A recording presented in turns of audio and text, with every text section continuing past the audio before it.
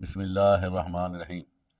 عزیز طلبہ، ہمارا سیرت النبی صلی اللہ علیہ وآلہ وسلم کے حوالے سے سلسلہ جاری و ساری ہے، جس میں آپ کی سیرت کو مختلف مضامین میں تقسیم کیا گیا ہے۔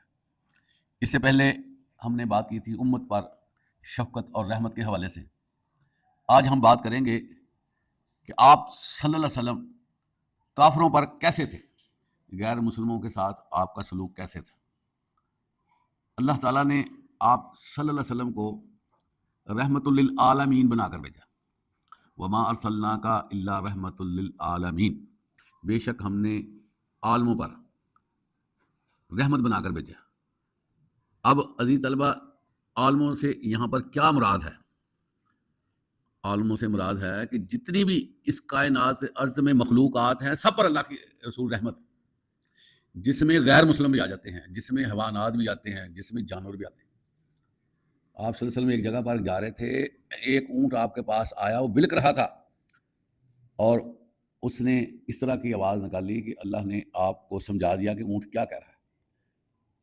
اور آپ صلی اللہ علیہ وسلم نے اونٹ کے مالک کو بلا بھیجا، اور جب وہ مالک آیا تو آپ کہنے لگے کہ تمہارا اونٹ مجھ سے شکایت کر رہا ہے کہ مجھے کھانے کو کم ملتا ہے اور کام زیادہ لیا جاتا ہے۔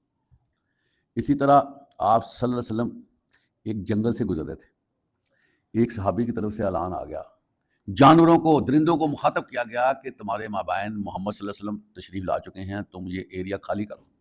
چنانچہ وہاں پر صحابہ کرام نے خود دیکھا کہ جو درندے تھے، جو خطرناک جانور تھے، وہ اپنی اپنی جگہ چھوڑ کر مائیگریٹ ہونے لگے۔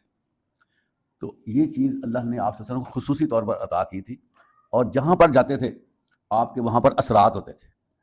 آپ صلی اللہ علیہ وسلم غزوہ تبوک جا رہے تھے، تبوک کے مقام پر راستے میں لوگوں کا پیاس کی وجہ سے برا حال ہو گیا، اور لوگ جو ہے پانی کو ترس رہے تھے۔ آپ صلی اللہ علیہ وسلم کو پتہ چلا کہ لوگوں کو پیاس کی شدید ضرورت، پیاس لگی ہوئی ہے۔ چنانچہ آپ صلی اللہ علیہ وسلم نے ایک پیالے میں ہاتھ ڈال دیا، اور پھر لوگوں نے پانی پینا شروع کر دیا، اور سارے لشکر نے پانی پیا، حتیٰ کہ لشکر کے ساتھ جو جانور بھی تھے انہوں نے بھی پانی پیا، اور پانی ختم ہونے کو نام نہیں لے رہا۔ تو ہم بات کر رہے ہیں کافروں کے حوالے سے۔ تو یہ جو کافر لوگ ہیں، غیر مسلم ہیں، ان کا مطمع نظر کیا ہے؟ اہل ایمان کو تکلیف دینا، مسلمانوں کو پریشان کرنا۔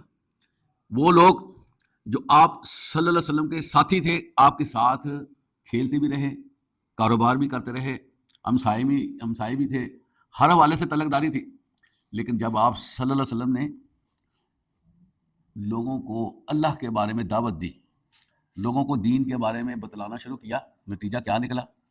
دوست دشمن ہو گئے، رشتہ دار خفا ہو گئے، ہمسایوں نے بیگانگی اختیار کر لی، اور آپ صلی اللہ علیہ وسلم کو اجنبی قرار دے دیا، اور آپ کو طرح طرح کی تکلیفات کا سامنا کرنا پڑا۔ اس حوالے سے انسانی ریاکشن تو یہی ہوتا ہے کہ وہ بھی اسی طرح کی باتیں کرے دوسروں کے بارے میں جو اس کے خلاف کرتے ہیں، لیکن کمال رحمت آپ نے فرمائی کہ اپنے دشمنوں کو اگنور کر دیا اور ان کے لیے دعائے خیر ہی کی۔ اس کی ایک مثال عزیز طلبہ آپ کو پتہ ہے، جب آپ طائف کی وادی میں گئے تبلیغ کے لیے، وہاں پر لوگوں نے آپ کے ساتھ ایسا سلوک کیا جو تاریخ میں بھی نظر نہیں آتا۔ بچوں کو آپ کے پیچھے لگا دیا، وہ پتھر پھینکتے رہے، آپ صلی اللہ علیہ وسلم لہو لہان ہو گئے، اتنا لہو بہا کہ جو جوتی تھی اس کے اندر لہو جم گیا، اور جوتی اتارنا مشکل ہو گیا۔ فرشتہ آپ کے پاس آیا کہ آپ حکم کریں، ہم ان کو نا پہاڑوں کے درمیان پیس کر رکھ دیں۔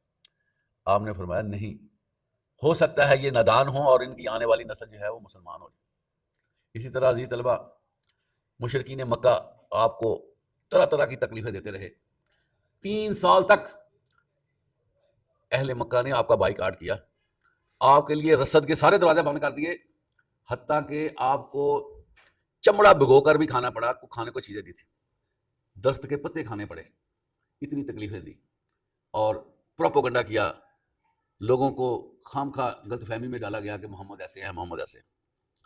عزیز طلبہ، جب مکہ فتح ہو گیا تو اس کا ریاکشن کیا ہونا چاہیے تھا کہ جنہوں نے یہ حرکتیں کی ان کو پکڑا جاتا، جنہوں نے مسلمانوں کو نجائز تنگ کیا ان کی خبر لی جاتی، لیکن آپ صلی اللہ علیہ وسلم نے اپنے جانی دشمنوں کو اس وقت معاف کر دیا جب وہ ان کے کنٹرول میں بھی تھے۔ یہ ہے رحمت للعالمین، اور کافروں کے لیے بھی اللہ کے نبی کی یہی رحمت ان کو نظر آئی۔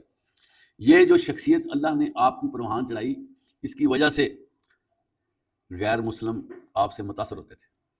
ایک قبیلے کا سردار تھا سمامہ، مشہور شخصیت تھی، بہت بڑی شخصیت تھی، اس کو گرفتار کر کے مسجد نبوی میں باندھ دیا گیا، لیکن صحابہ کرام کو یہ حکم صادر کیا گیا کہ اس کے بارے میں آپ نے ریئیکٹ نہیں کرنا، اس کو کوئی باتیں نہیں کرنی، اس کو برا بھلا نہیں کہنا، اس کو فزیکلی پنشمنٹ نہیں دینی، بس اس کو باندھ دیا گیا، اتنا ہی کافی۔ چنانچہ وہ بیٹھا لوگوں کو نمازیں پڑھتا دیکھتا رہا، آپ صلی اللہ علیہ وسلم کو آتے جاتے دیکھتا رہا۔ 3 دن کے بعد آپ صلی اللہ علیہ وسلم نے اپنے صحابہ کو فرمایا کہ سمامہ کو آزاد کر دیا جائے۔ حکم کی تعمیل ہوئی اور سمامہ آزاد ہو گیا، اس کی رسیاں کھول دی گئیں اور اس کو اجازت دے دی گئی کہ تم اب چلے جاؤ۔ وہ اپنا سامان لے کر چلا گیا۔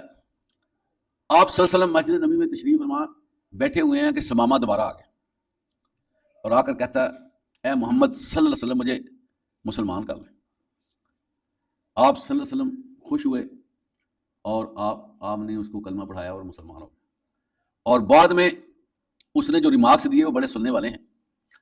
وہ کہنے لگا آپ صلی اللہ علیہ وسلم سے کہ جب میں ادھر گرفتار ہو کر آیا تو آپ کا چہرہ مجھے دنیا کے سب چہروں سے برا لگتا تھا، نعوذ باللہ، لیکن میں نے آپ کی حرکات سکنات دیکھی، آپ کا عمل دیکھا، آپ کی ڈیلنگ دیکھی، طریقہ کار آپ کا دیکھا، تو میں متاثر ہوئے بغیر نہیں رہ سکا، اور مجھے وہ چہرہ جو کسی طور پر بھی اچھا نہیں لگتا تھا وہ دنیا کا سب سے پسندیدہ چہرہ بن گیا، اور اس لیے میں جانے کے بجائے دوبارہ آ گیا ہوں مسلمان ہونے کے لیے۔ عزیز طلبہ، یہ کیوں کر ہے؟ اللہ کے نبی کا بیہیویئر، اور اللہ تعالیٰ نے آپ صلی اللہ علیہ وسلم کے اندر کوٹ کوٹ کے یہ چیز بھر دی تھی کہ تم نے ہمیشہ لوگوں کے ساتھ اچھا رویہ اختیار کرنا۔ چنانچہ بڑی بڑی تکالیف آئی ہیں، آپ کسی کے خلاف بد دعائی نہیں کرتے تھے، بہت بہت ستایا گیا، پریشان کیا گیا، لیکن لب پہ شکوہ نہیں آتا تھا، اپنے معاملات اللہ کے ساتھ رکھتے تھے، اور پھر اس طرز عمل سے اللہ تعالیٰ لوگوں کو ہدایت دینے میں طاقت استعمال کرتے اور لوگ ہدایت یافتہ ہو جاتے ہیں۔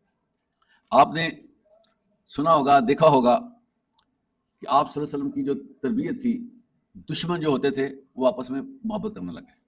صحابہ کرام جو پہلے آپس میں دشمن تھے، لیکن جب مسلمان ہوئے تو آپس میں وہ محبت کرنے لگے۔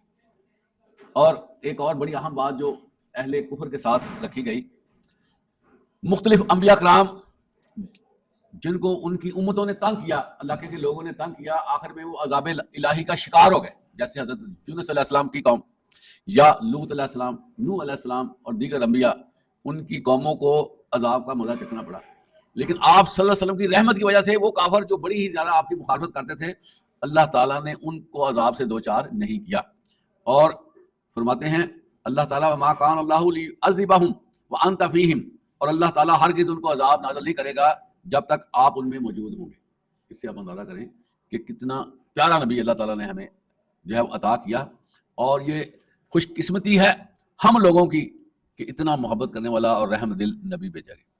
یہی نہیں عزیز طلبہ، آپ دیکھیں کہ آپ صلی اللہ علیہ وسلم، آپ اپنی امت کے کتنے خیر خواہ ہیں کہ جب رات کے تیسرے پہر اٹھتے اس وقت بھی اپنی امت کے لیے دعا کرتے، اور اسی طرح جب آپ صلی اللہ علیہ وسلم قیامت کے دن اللہ کے سامنے پیش ہوں گے اس وقت بھی اپنی امت کی بخشش کے لیے دعا فرمائیں گے کہ یا اللہ میری امت کو بخش دے۔ جو لوگ گناہ کے عوض جہنم رسید ہو بھی جائیں گے، اللہ کے نبی سجدے میں رہیں گے اور اس وقت تک سجدے کا نظام جاری رکھیں گے جب تک آخری امتی بھی باہر نہیں آ جاتا جہنم سے۔ تو ہمیں بھی اس کے بارے میں غور کرنا چاہیے کہ اتنی محبت کرنے والے نبی، اس کے جو فرامین ہیں اس کو ہمیں نوٹ کرنا چاہیے اور اس کی سیرت پر چلنے کی کوشش بھی کرنی چاہیے۔ اللہ تعالیٰ ہمیں آپ صلی اللہ علیہ وسلم کی سیرت کا مطالعہ کرنے اور کما حقہ اس پہ چلنے کی توفیق عطا فرمائے۔ وآخر دعوانا الحمدللہ رب العالمین۔